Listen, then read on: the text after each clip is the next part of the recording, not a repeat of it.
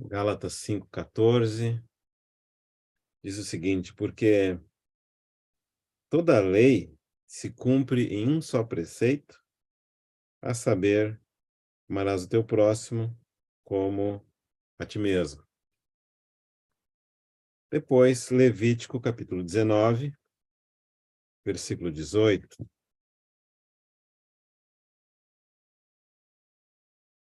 Levítico 19, 18.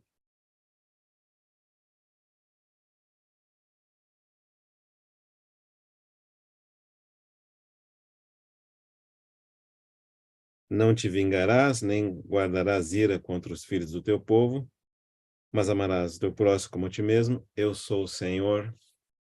Vamos orar. Amado Senhor, te damos graças.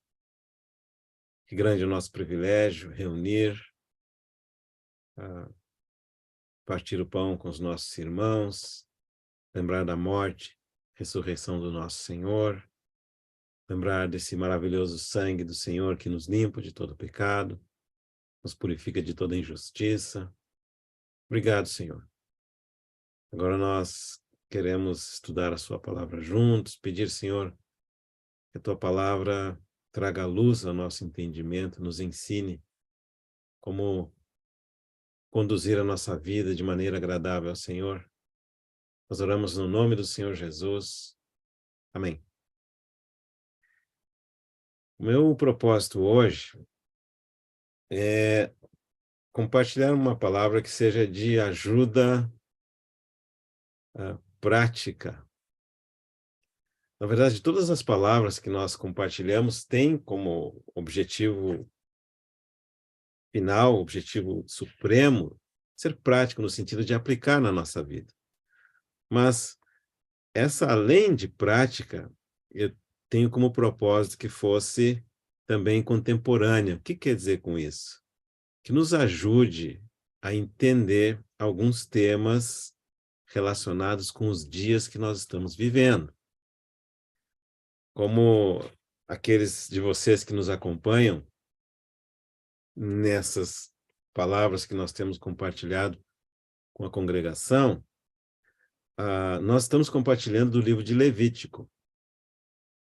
E nós pretendemos, se Deus permitir, cobrir todos os 27 capítulos do Levítico, mas nós concluímos uma primeira parte, que é a respeito, vamos dizer assim, das ofertas. 5 ofertas, 4 delas são sacrifícios. Isso é só a quarta parte do livro, vai do capítulo 1 até o capítulo 7. Primeira parte do livro, então, ofertas. A segunda parte do livro, que vai do 8 até o 10, é o sacerdócio. A terceira parte, que vai do 11 até o 16, é as leis de impureza. A quarta parte, do 17 ao 27, são as leis de santificação. Eu vou repetir de novo, mas essa mensagem ficará gravada, e se você tiver tempo e interesse, eu sugiro que volte a gravação, porque quando nós nos aproximamos do livro de Levítico com essa chave, que são as 4 divisões do livro, ele fica mais palatável, fica melhor de ler. A gente não desanima de ler o livro. Então, primeira parte, palavra-chave, capítulo 1 ao 7, sacrifícios ou ofertas. Segunda parte, do 8, 9 e 10, sacerdócio. Terceira parte, 11 ao 16, leis da impureza. Quarta e última parte, do 17 ao 27, leis da santidade. Então, essa é uma divisão do Levítico em 4 partes. Como nós terminamos essa primeira parte das ofertas, eu queria dar pelo menos uma ou duas, talvez, mensagens especiais que nos ajudem a aplicar o livro de Levítico em situações contemporâneas. Problemas que a gente vê no dia a dia nos jornais, na televisão e em outros lugares, e que nos trazem dúvida.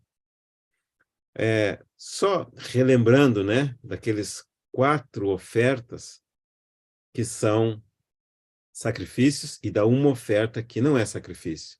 Primeira oferta, oferta queimada ao holocausto, é a oferta que é sacrifício. Fala da consagração total do nosso Senhor Jesus Cristo e da possibilidade de nós podermos consagrar a nossa vida a Deus por meio da fé no sacrifício de consagração do nosso Senhor. Primeira oferta que é um sacrifício. A segunda oferta mencionada, capítulo 2 de Levítico, é a oferta de grãos. Essa oferta não é um sacrifício, porque não envolve a morte de nenhum animal.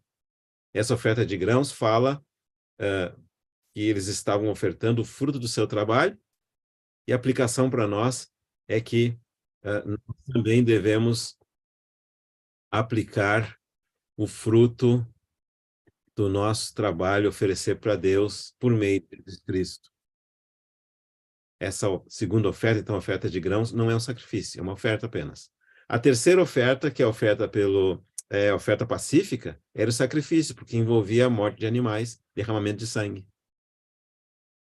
A quarta oferta, que é a oferta pelo pecado, também era um sacrifício, uma das mais importantes.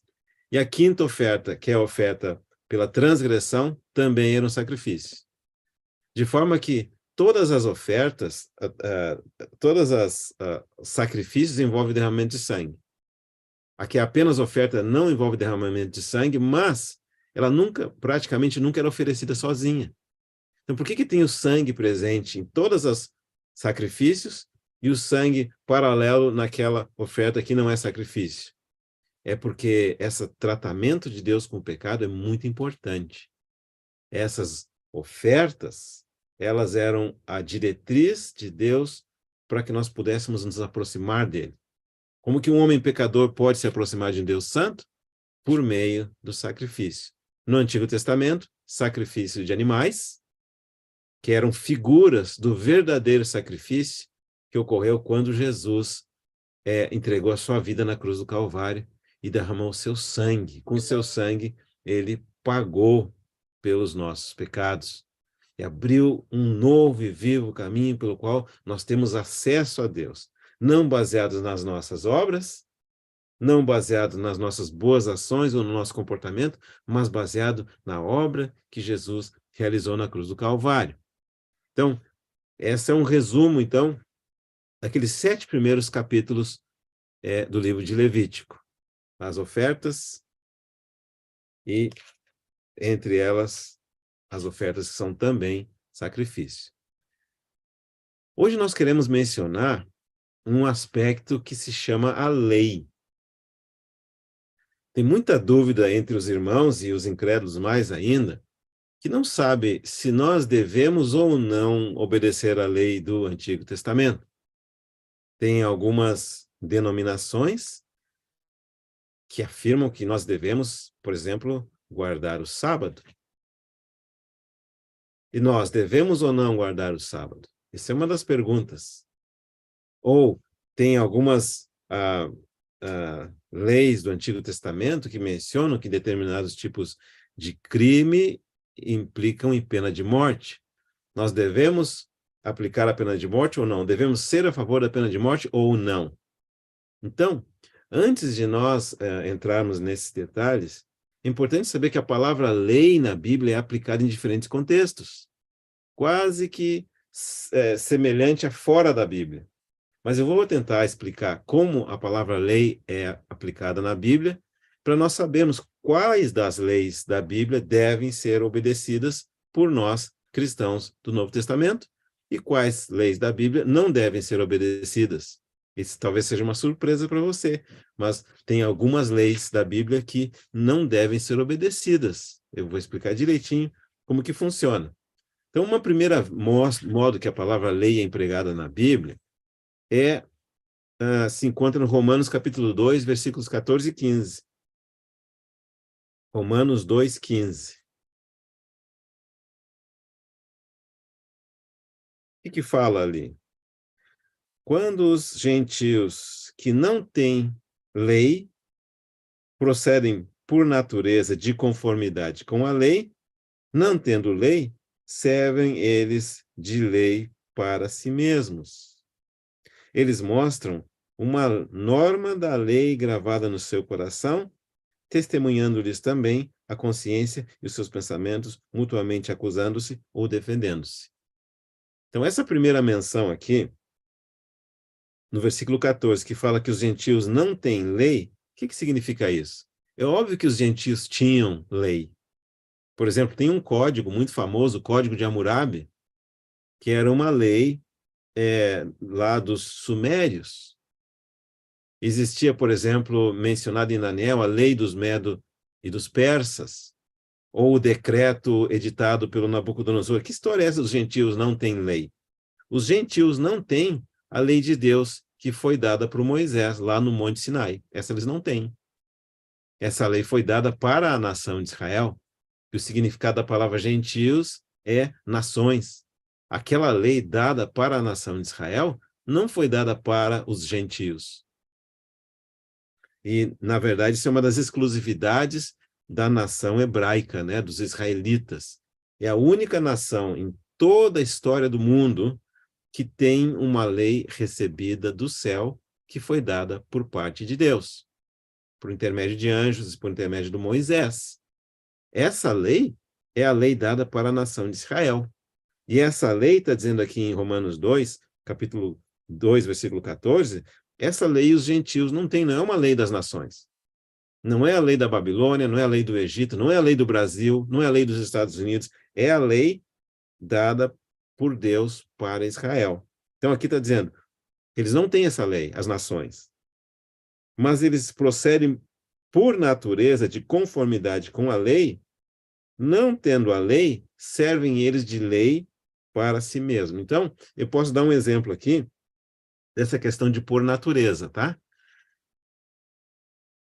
Praticamente todos os códigos de lei do mundo, com exceção dos canibais, eles têm como uma norma entre as nações que não se deve matar, especialmente sem uma causa, sem guerra, sem um motivo. Então, isso é praticamente uma lei moral universal. Todas as nações sabem intuitivamente que você não pode matar os outros sem ter uma razão. Então, eles não tinham a lei do Moisés dizendo não matarás, mas eles tinham essa lei que já veio dentro deles, e essa lei que eles organizaram entre si, que as nações organizam entre si, é uma lei que eles estabeleceram para si mesmos. Então, que não se pode matar, lei praticamente em todas as nações dos dias de hoje, né? A não ser o agente da lei que está autorizado a fazer isso, em determinados momentos, ou empregar a força física e matar. Então, essa lei que as nações desenvolveram é decorrência de uma segunda lei que quero mencionar, que é uma norma da lei gravada no seu coração. Ou seja, nós, humanos, nascemos com uma leizinha aqui dentro, uma consciência que diz quando alguma coisa está errada. De forma que, baseado nessa lei da consciência, praticamente todas as demais leis das nações são feitas. Então, praticamente todas as nações têm como lei que a gente não pode matar, tem como lei que a gente não pode roubar, tem como lei tantas outras coisas que também estão na lei de Deus. Então, essa lei aqui, nós mencionamos a lei da nação de Israel, voltaremos a ela daqui a pouquinho. Mencionamos a lei das nações, que é mais ou menos uma noção geral de coisas que pode e não pode fazer, e a lei, a norma da lei gravada no coração, que é a nossa consciência. Também a Bíblia emprega isso como lei. Tem uma outra palavra chamada lei, que é lei, que nós, nos dias de hoje, chamamos as leis da física. E eu vou dar um exemplo como que essas leis aparecem aqui na Bíblia, ainda que não sejam assim tratadas, né? Esse exemplo aparece no livro de Eclesiastes. Abre comigo, por gentileza. Eclesiastes, capítulo 1. versículo 7. Olha que interessante. Todos os rios correm para o mar e o mar não se enche. Né? Quando a gente vai estudar física lá, a natureza da, da, da dinâmica do movimento da água, né? Sabe que as fontes dos rios são em lugares altos, dos lugares altos elas descem em direção e escoam no mar, né? E aí no Isaías 55 também tem o que completa essa lei.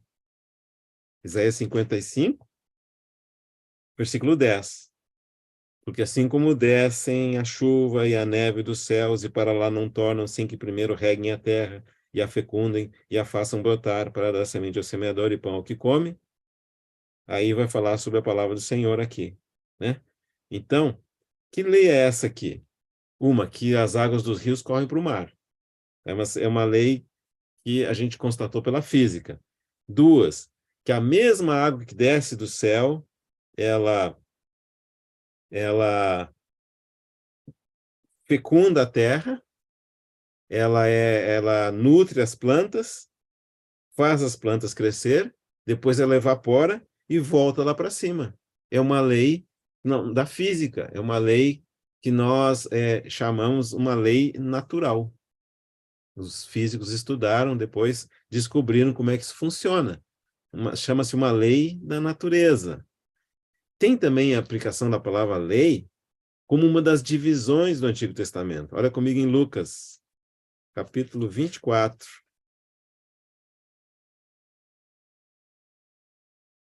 A seguir, versículo 44.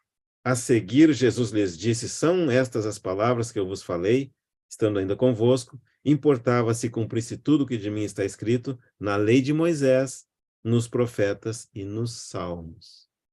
Então, aqui é praticamente dividindo o Antigo Testamento em 3 grupos de livros. A lei de Moisés, que seria Gênesis, Êxodo, Levítico, Números, Deuteronômio, todo aquele conjunto de livros é chamado lei.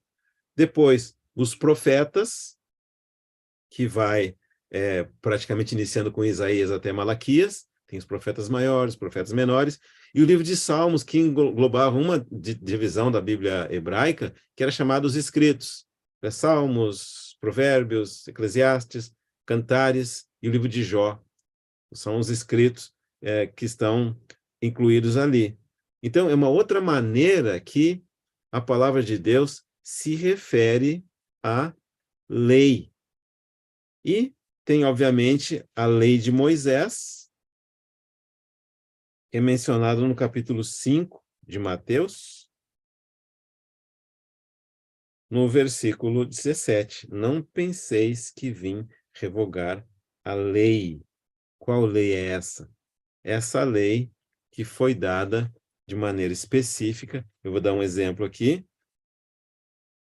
No livro de Êxodo, que começa com os 10 mandamentos. Êxodo capítulo 21.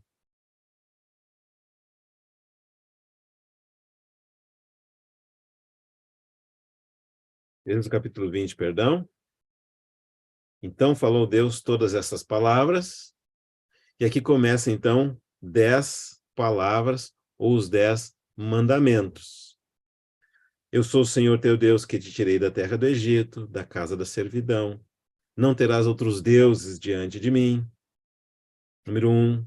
Não farás para ti imagem de escultura, nem semelhança alguma do que é em cima nos céus, nem debaixo na terra, nem nas águas debaixo da terra.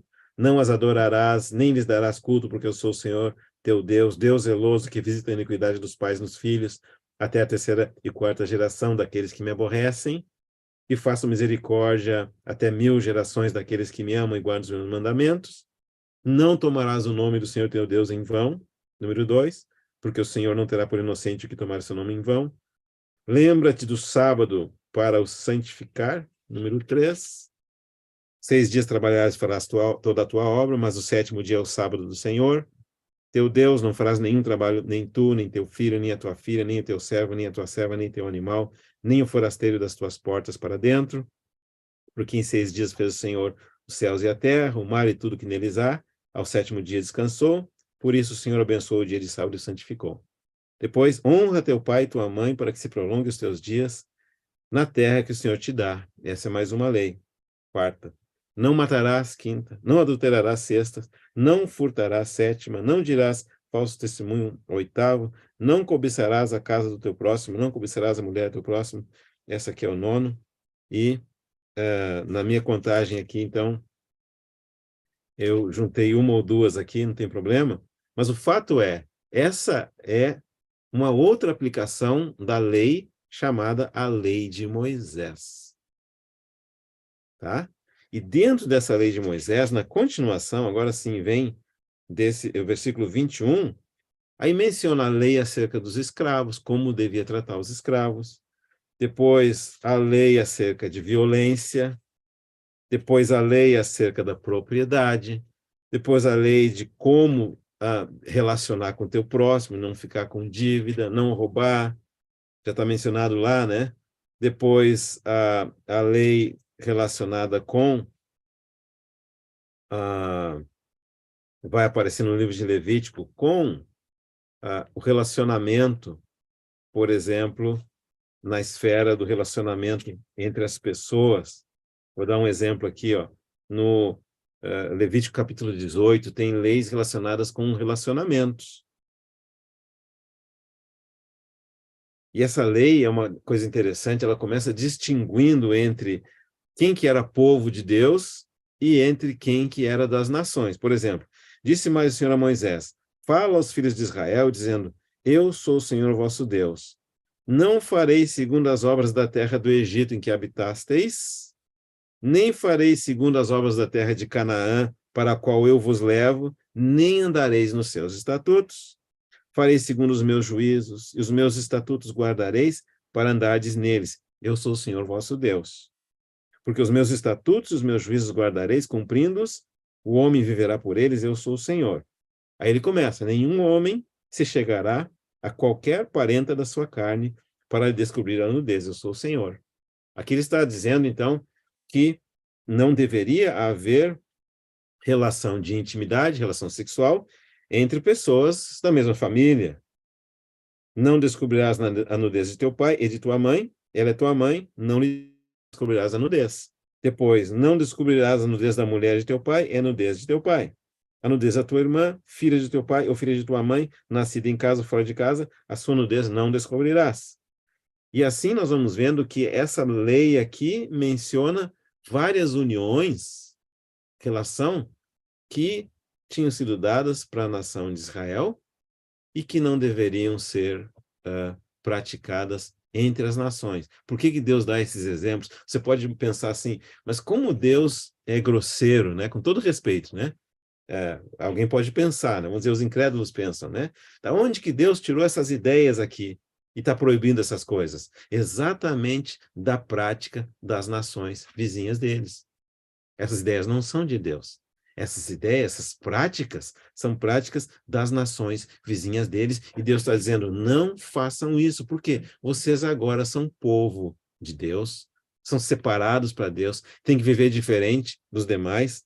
E aí continua, por exemplo, capítulo 18, versículo 20: nem te deitarás com a mulher de teu próximo para te contaminares com ela. Aqui fala, então, de relação sexual com uma mulher que pertence a uma outra pessoa, ou um homem que pertence a uma outra pessoa. Aqui está proibindo isso. Depois, não darás nenhum dos teus filhos para dedicar a Moloque, um tipo de sacrifício que eles tinham lá naquela antiguidade.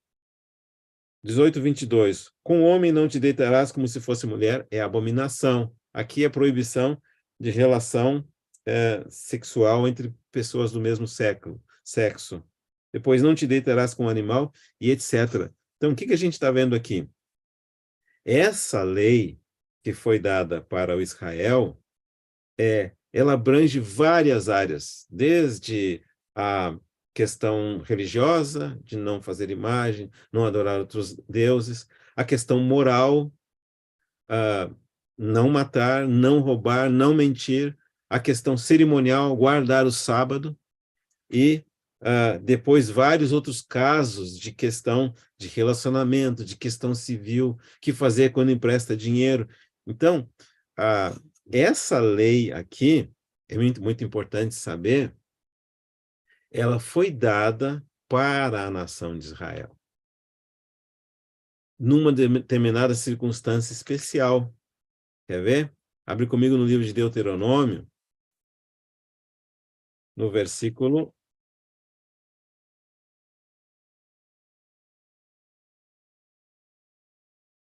6.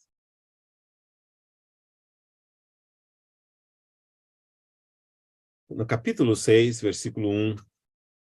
Estes, pois, são os mandamentos e estatutos e os juízos que mandou o Senhor teu Deus se te ensinassem, para que cumprisses onde? Na terra a que passas para possuir. Que terra era essa? A terra de Israel.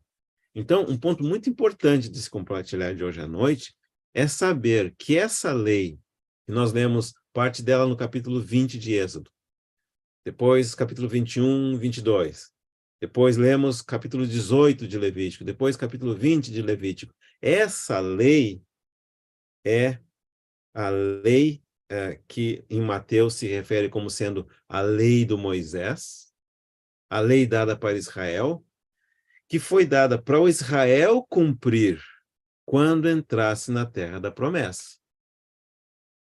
Tem parte que é relacionada com religião, tem parte que é relacionada com relacionamentos ilícitos, tem parte que é relacionada com questões morais e tem parte relacionada com questões cerimoniais. Então, os estudiosos da escritura dedicaram muito tempo para isso, eles conseguiram contabilizar 613 desse tipo de lei. Algumas morais, algumas religiosas, algumas criminais e algumas simplesmente umas leis quase que arbitrárias, por exemplo, que não devia usar roupa com tecido misturado, ou que o homem não devia usar roupa de mulher, né? Que não tem muito fundamento nem moral, nem benéfico, né? Por exemplo, uma lei que fala que você não deve, por exemplo, tem uma lei que fala que você não deve tocar em cadáver, a gente vai ver depois, tá?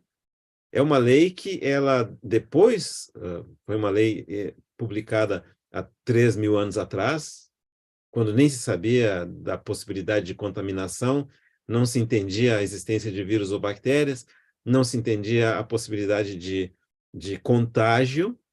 Essa lei, há 3.000 anos atrás, foi uma lei benéfica para a saúde. E aí, há 300 anos atrás, a medicina evoluiu e os homens vieram a se dar conta que a limpeza, lavar as mãos com água, não tocar num cadáver é muito bom para a saúde também. Mas tem uma lei, por exemplo, qual o problema que tem um homem vestir roupa de mulher? Ou mulher vestir roupa de homem? Ou qual o problema que tem usar tecido misturado, como fala numa das leis ali, né? Tem algumas leis que eram, vamos dizer assim, arbitrárias, mas específicas para aquela época. Assim como tem algumas leis na nossa legislação que são arbitrárias e específicas para a nossa época. Quer um exemplo? Tem uma lei que fala, no Brasil, você tem que trafegar na pista da direita, sempre que tem uma rua de duas mãos. Concorda comigo? Tem necessidade, tem problema trafegar na pista contrária? Teoricamente, não. Porque tem países que, ao invés de trafegar na direita, trafega na esquerda. Japão, Inglaterra, Índia, lá tudo, o trânsito de automóveis vai na outra pista, sem problema nenhum, entendeu? Que nem a lei de misturar tecido, é uma lei que era aplicada lá em Israel, que praticamente é arbitrária, é uma convenção, mas que se for quebrada naquela sociedade, tem um problema sério. Não faz diferença se você andar na pista da esquerda ou na direita de uma rua que tem duas mãos. Mas, se essa é a lei do seu país, é claro que tem problema. Você pode se matar ou matar outra pessoa. Entendeu? É uma lei arbitrária? É. Não é a lei da natureza, não é a lei de moral, que alguém vai comete um crime fazendo isso, mas é uma lei que se torna importante dentro daquela sociedade. E claro, daí tem a lei que falava lá que todo o cidadão israelita do sexo masculino tinha que ir a Jerusalém 3 vezes ao ano, uma na Páscoa, outra no Pentecostes e a outra na festa dos tabernáculos. Essa é uma das provas, tem várias outras, de que aquela lei do Moisés, que contém questões religiosas, questões morais, questões de higiene, questões de crime e outras coisas, aquela lei foi dada para a nação de Israel quando vivesse lá dentro do território que Deus deu para eles, chamada Terra Prometida, incluindo o sábado. Significa o quê? Que nós estamos livres dessa lei. Nós não precisamos guardar nenhum daqueles mandamentos daquela lei, tá? Nenhum. Aí você podia me perguntar assim, mas então por que Deus deixou essa lei para nós no Antigo Testamento, se a gente não tem nenhuma ligação com ela, não precisa obedecer ela? Primeiro, porque ela é uma lei que demonstra o caráter de Deus. Então, por meio daquelas leis que foram dadas, nós conhecemos como que é o nosso Deus. E eu vou dar um exemplo. Lembra que eu mencionei das 10 palavras, 10 mandamentos, no Êxodo capítulo 20?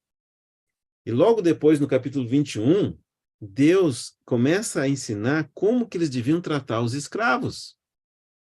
Se fosse talvez a lei da nossa nação, ia começar a ensinar como tratar as pessoas de mais alto nível da sociedade. Os magistrados, os governadores e presidentes, os deputados, os gerentes de empresa, os administradores, depois as pessoas de maior poder aquisitivo, e lá no final da lei, como tratar os servos. Mas na lei de Deus, o primeiro grupo que lhe volta os seus olhos são os escravos. Está percebendo? Dizendo, você não pode maltratar o teu escravo. Você não pode ter escravidão por mais de 7 anos. Você não pode ferir o teu escravo. Tem várias outras leis relacionadas com escravos. Então, a gente vai vendo o coração de Deus através dessa lei. Ainda que seja uma lei que não é obrigatório o nosso cumprimento. E, claro, quando nós começamos o compartilhar de hoje, falou de que a ideia de toda essa lei, o cumprimento de toda essa lei é o amor. Mesmo algumas coisas estranhas que aparecem ali, como, por exemplo, possibilidade de mandar embora da carta de divórcio, ou mesmo possibilidade de ter escravos, essa lei foi dada assim porque Deus queria que esse povo do Antigo Testamento fosse capaz de cumprir. Se Deus desse, por exemplo, uma lei dizendo não pode ter escravo, eles não iam conseguir cumprir, porque o coração do homem é muito mau. Não ia conseguir cumprir. Então, essa lei vai mostrando o caráter de Deus e por isso que ela ficou na nossa Bíblia. Segundo, o fato de nós não termos a obrigação de guardar essa lei não significa que as coisas nela escritas não sejam necessárias de obedecer.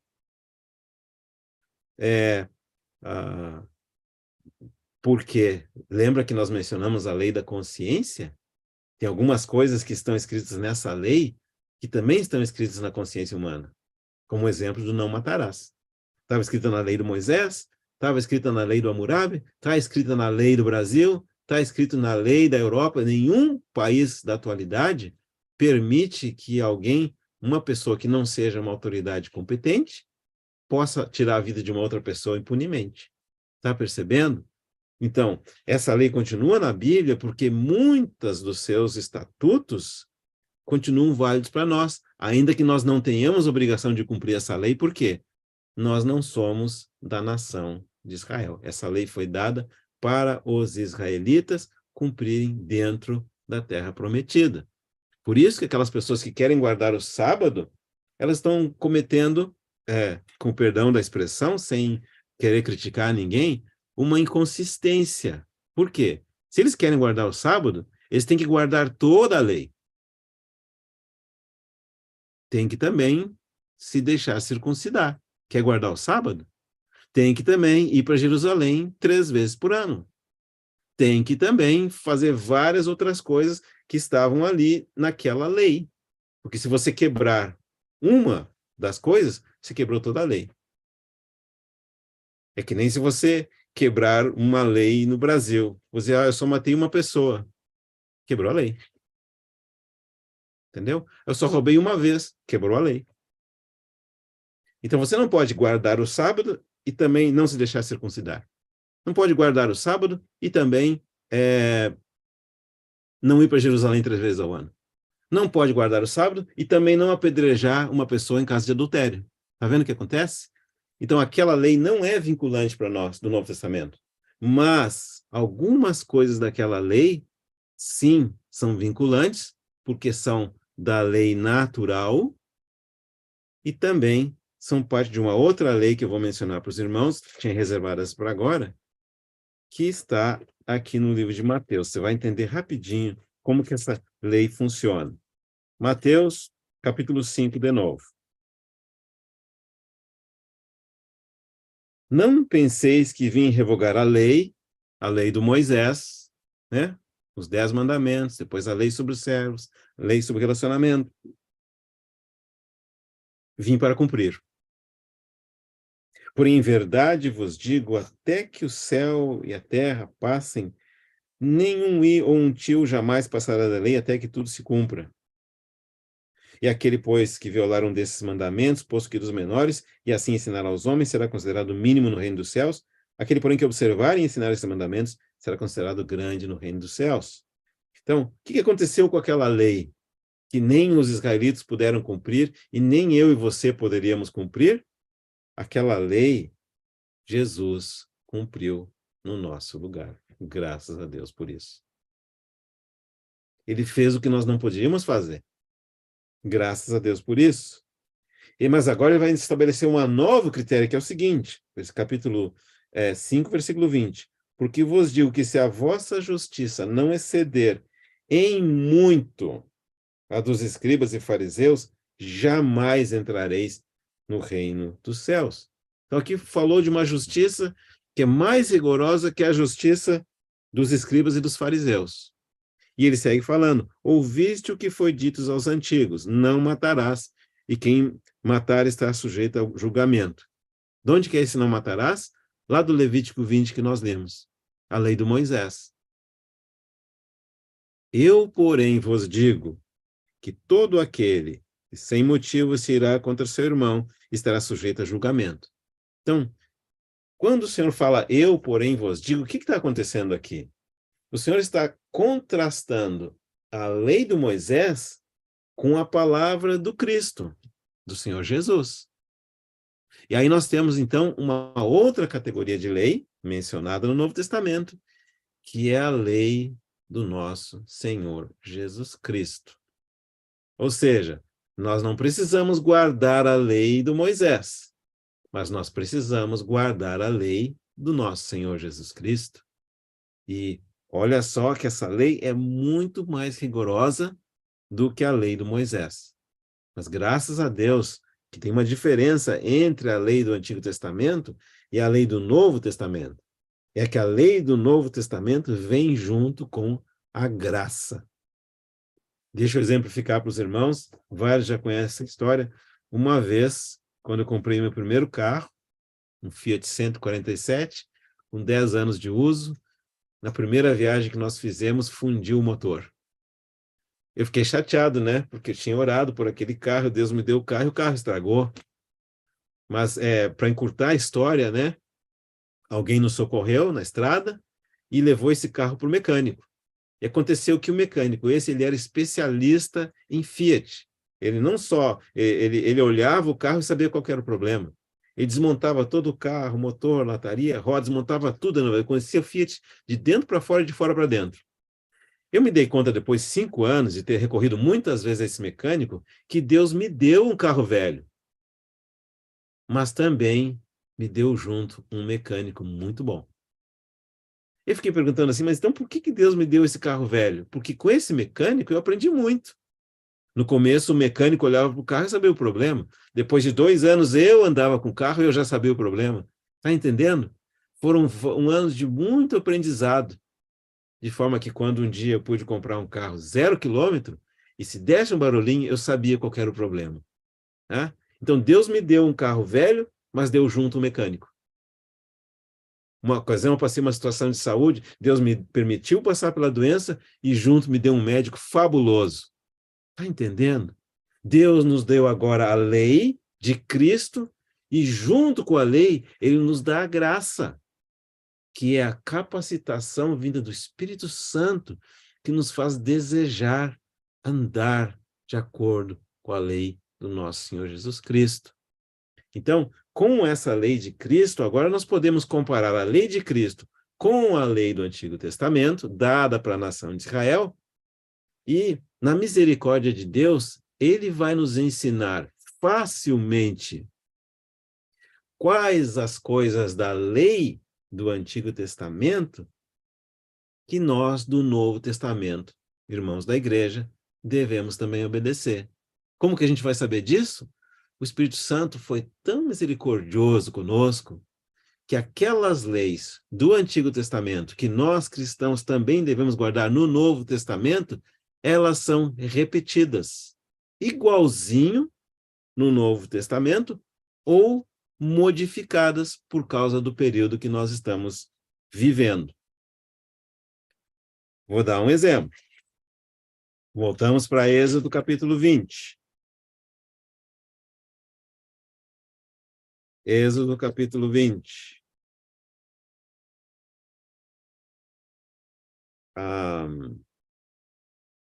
Versículo...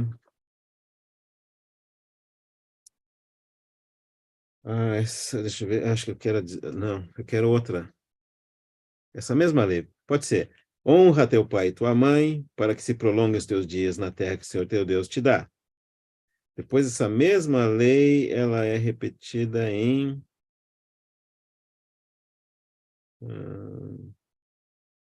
Deuteronômio 27:16. Vamos ver se é isso que me serve aqui. Deuteronômio 27:16.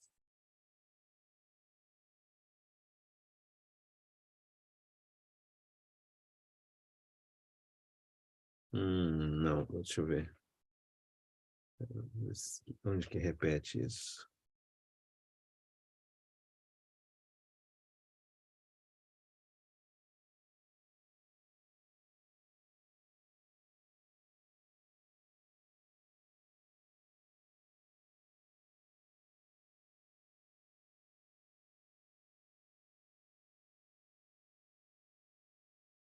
Enfim, Deuteronômio, esse Êxodo 20:12, fala em honrar o pai e a mãe, ok? Quando você chegar em Efésios 2:3, 6, Efésios 6:2, 3, vai ser a repetição dessa lei, quer ver?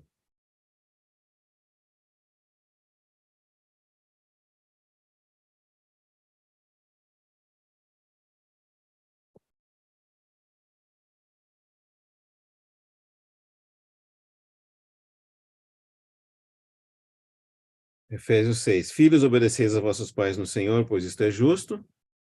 Honra o teu pai e a tua mãe, que é o primeiro mandamento com promessa, para que te vá bem e sejas de longa vida sobre a terra. Tá vendo aqui? A mesma lei lá da lei de Moisés, repetida aqui no Novo Testamento, sem nenhuma modificação. Mas eu queria mostrar para vocês que tem uma pequena diferença. Deixa eu ver se eu encontro aqui rapidinho, porque isso é muito interessante.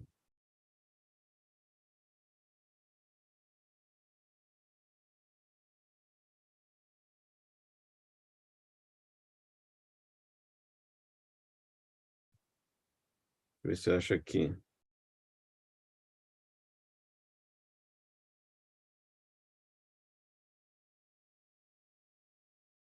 Ah, tá.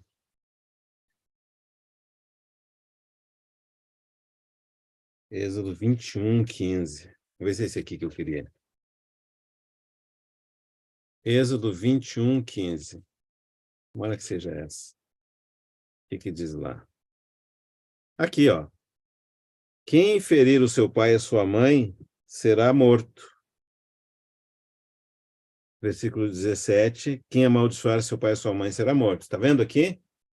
Qual que é a diferença entre a lei dada para Israel no Antigo Testamento e a lei dada para nós, igreja, no Novo Testamento?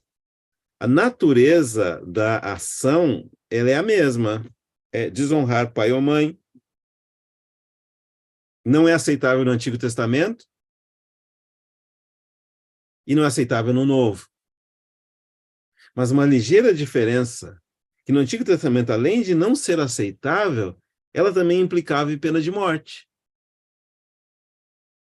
Agora, por que nós, que somos da igreja, não podemos aplicar pena de morte? Porque a pena de morte é uma pena que está na esfera da autoridade civil. Lá de Israel, na época do Antigo Testamento, e dos nossos governos, aqueles que admitem essa penalidade no Novo Testamento. E não só isso, nós que somos parte da igreja, não fomos chamados para exercer a justiça aqui na terra, como se nós fôssemos um governo. A igreja não é um governo. A igreja não é da terra. As nossas práticas não são terrenas, são celestiais. Está entendendo? Então, gradualmente, se nós sabemos esse segredo, que talvez é uma das coisas bem centrais do compartilhar de hoje, que toda aquela lei do Antigo Testamento não é para nós, é para a nação de Israel. Tem aspectos bem específicos. Quando eles entrarem na terra de Canaã, tem Jerusalém mencionado, tem coisas específicas deles mencionadas. Não é para nós. Ao mesmo tempo, tem alguns princípios dessa lei, especialmente os que revelam o caráter de Deus, que sim é para nós. E como que nós vamos saber? Graças a Deus, eles vão aparecer repetidos no Novo Testamento. Quer ver? Levítico capítulo 18. Só que no Novo Testamento não vai aparecer a penalidade que aparecia lá no Antigo Testamento, porque a lei de Cristo não se aplica para as autoridades terrenas, aplica para a igreja de Deus. Isso é importante. Levítico capítulo 18, versículo 22. Com homem não te deitarás, como se fosse mulher. É abominação. Deus detesta isso. Deus detesta esse tipo de relação. Deus não quer esse tipo de relação. Não é saudável, não é bíblico e é pecado, que está dizendo aqui. Para a nação de Israel. Como que eu vou saber se isso é válido também para nos dias de hoje? Eu tenho que encontrar uma porção do Novo Testamento que fala sobre esse assunto. Vou mostrar duas para os irmãos. 1 Coríntios, capítulo 6, versículos 9 e 10. Presta atenção que esse versículo aqui de 1 Coríntios, ele, em um versículo só, ele nos ajuda dizendo várias leis do Antigo Testamento que eram válidas só para a nação de Israel, mas que agora também são deveres nossos como cristãos. Olha lá, capítulo 6, versículo 9. Ou não sabeis que os injustos não herdarão o reino de Deus? Não vos enganeis. Olha o que diz aqui.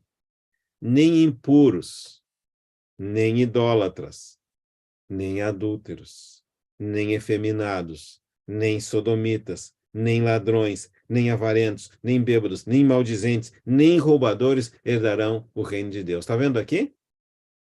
Como que ele pega praticamente, talvez dá para contar aqui, ó. 1, 2, 3, 4, 5, 6, 7, 8, 9, 10. Praticamente 10 coisas proibidas no Antigo Testamento, por serem pecaminosas, por serem abominações para Deus, serem coisas que Deus odeia, repetido no Novo Testamento. Nós não precisamos ter dúvida nenhuma. Aqui está dizendo claramente, ó, efeminados, não. Deus não gostava no Antigo Testamento e continua não gostando no Novo. É pecado. Agora, qual que é a diferença?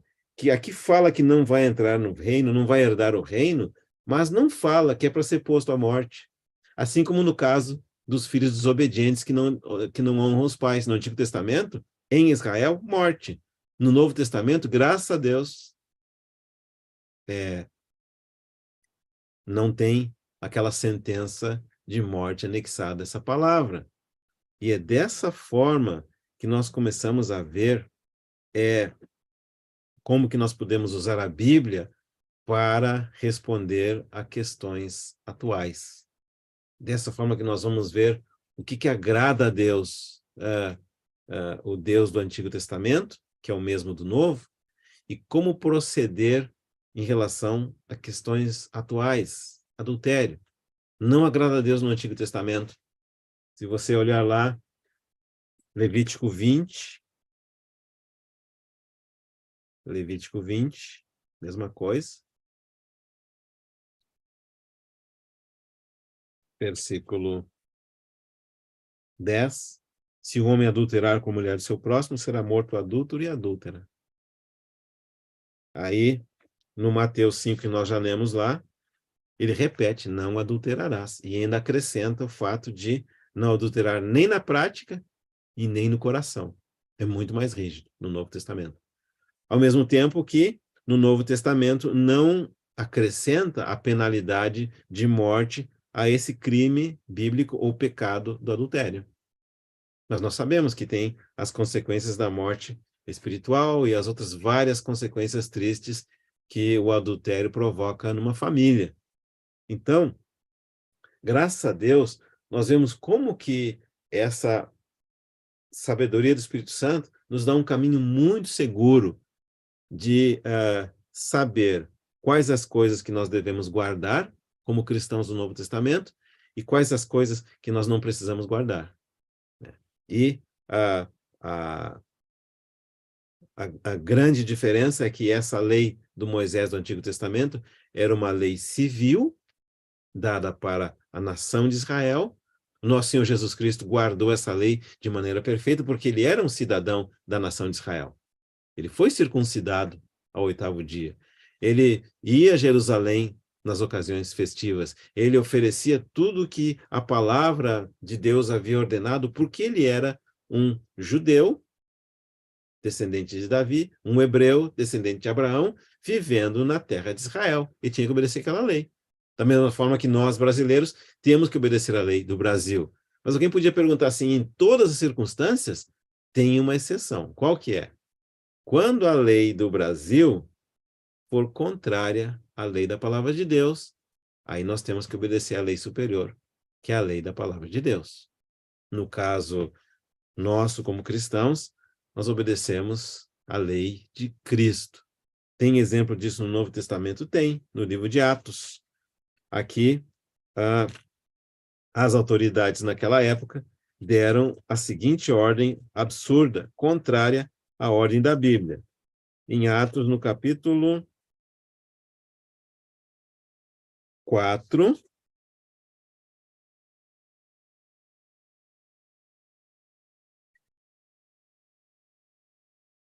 versículo 1, falavam eles ainda ao povo, ou seja, Pedro e João, e os outros demais apóstolos, quando sobrevieram os sacerdotes, o capitão do templo e os saduceus, autoridades daquela época, ressentidos por ensinarem eles o povo e anunciarem em Jesus ressurreição dentre os mortos.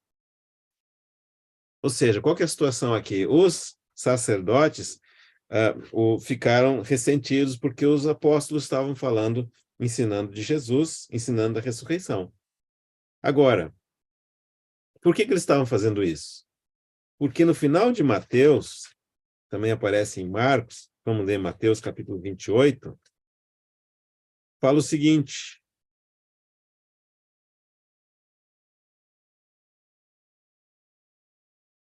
versículo 18, Jesus aproximando-se, falou-lhes dizendo, toda autoridade me foi dada no céu e na terra.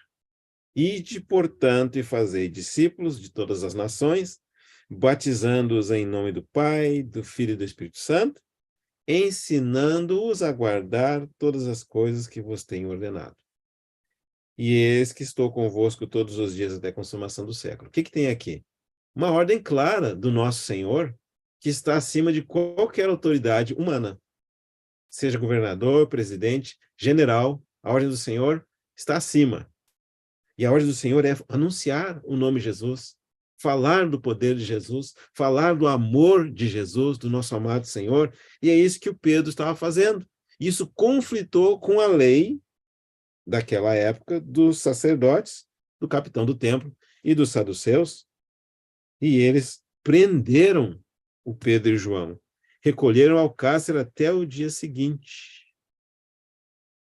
E, diz aqui no dia seguinte, reuniram-se em Jerusalém as autoridades, os anciãos e os escribas, com o sumo sacerdote Anás, Caifás, João, Alexandre, todos que eram da linhagem do sumo sacerdote, e pondo-os perante eles, os arguíram.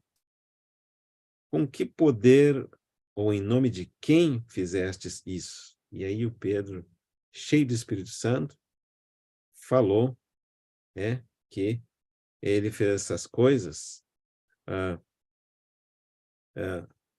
Ele disse o seguinte: autoridades do povo, versículo 8, Atos 4, e anciãos, visto que hoje somos interrogados a propósito do benefício feito a um homem enfermo e do modo por que foi curado, tomai conhecimento vós todos e todo o povo de Israel de que, em nome de Jesus Cristo, o Nazareno, a quem vós crucificastes e a quem Deus ressuscitou de entre os mortos, sim, em seu nome é que este está curado perante vós. E ele começa a falar do Senhor Jesus.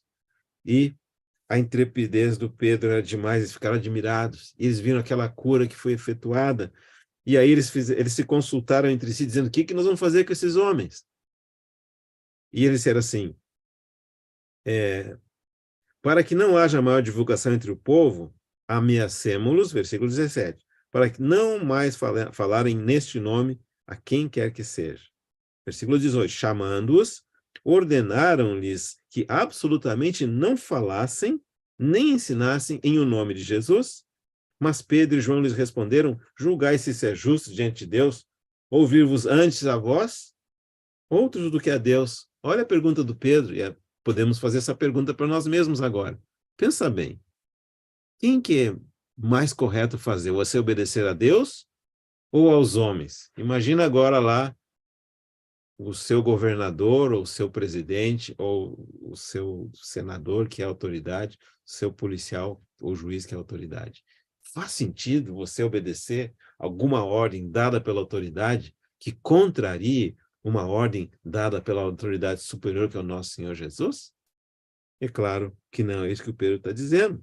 E ele diz assim: nós não podemos deixar de falar das coisas que vimos e ouvimos.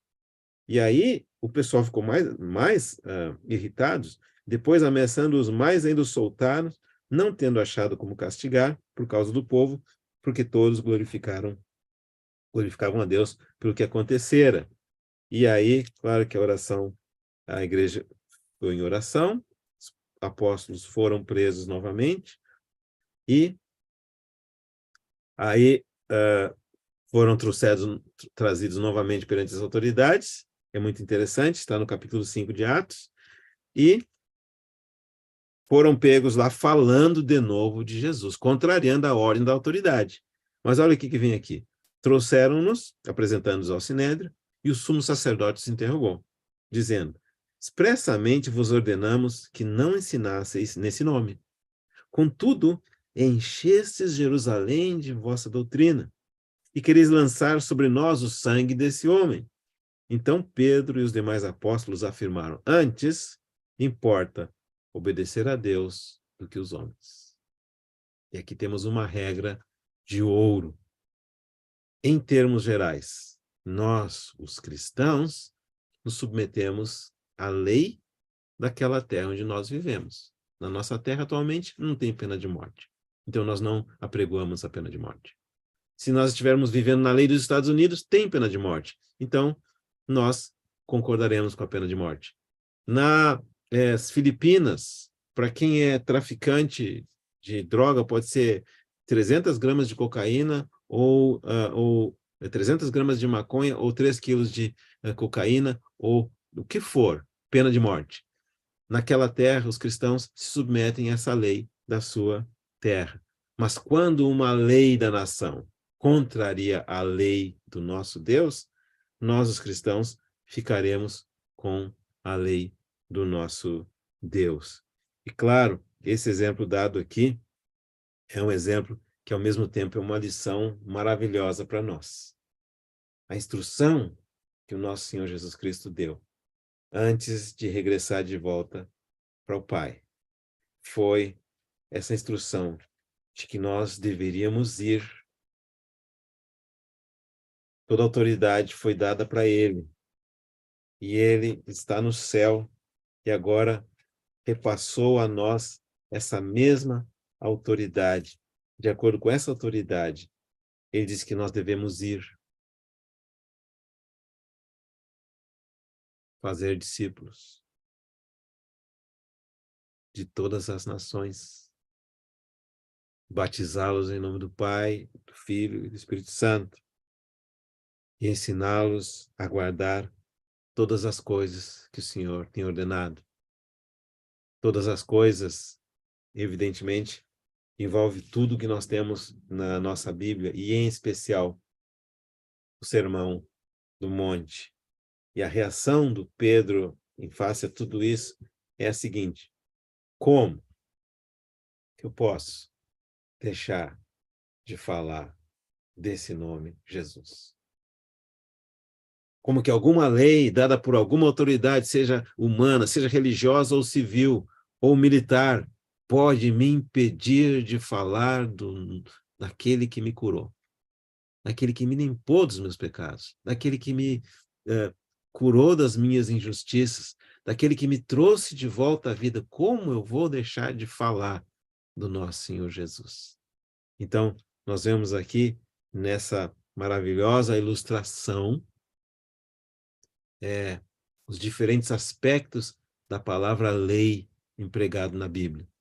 Tem as leis naturais, o ciclo das águas, tem a lei moral, aquilo que o homem planta vai colher, tem a lei do Moisés, os 10 mandamentos, a lei dos escravos, e tem a lei de Cristo. E, graças a Deus, nós não precisamos cumprir a lei do Moisés.